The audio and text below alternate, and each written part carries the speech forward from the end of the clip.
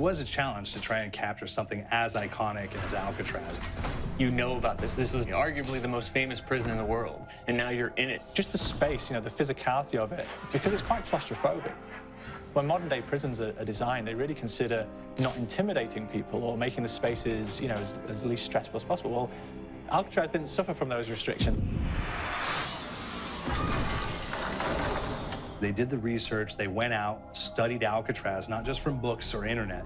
They were actually there to feel the environment, so it really sets a mood that gets you a little spooked. Well, we kind of started with the base layout of Alcatraz. The entire island we ended up roughing out in kind of a white box form, and then figuring out what play spaces we wanted to use out of that, what would be the most interesting areas to play in, and the connections between spaces, and spaces that the public doesn't necessarily get to go into.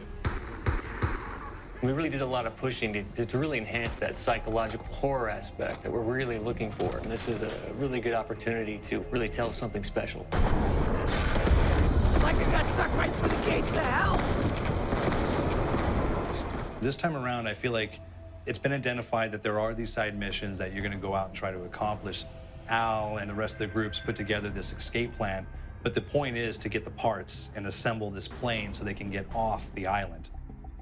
We did something new for the first time. We have actually contextual music that goes off. So that's a first for zombies. And it's all based around this horror thriller aspect. Every location will have a specific stinger that you hear when you find it, when you discover it, when you start unraveling the story. We start building on the music that you're hearing, and it's really enhancing that experience and going along with it in parallel.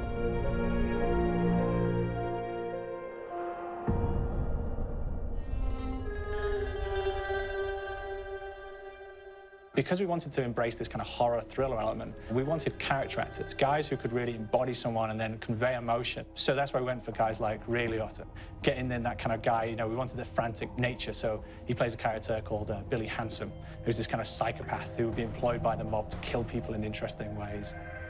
Chaz Palminteri, he plays a guy called Sal DeLuca, an old mob boss. Michael Madsen playing Finn O'Leary. He's kind of worked himself from the floor, from the streets. He's got his hands dirty in the blood and the guts a couple of times. And then we had Joe Pantoliano, and he plays Arthur Arlington, who's nicknamed the Weasel. Those guys, they bring a quality and a subtlety and timing that you can't really identify or try to recreate.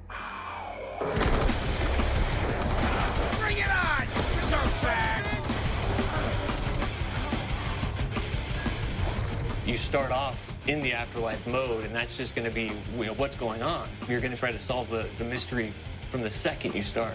Afterlife, to me, brings a new element, like a new puzzle element.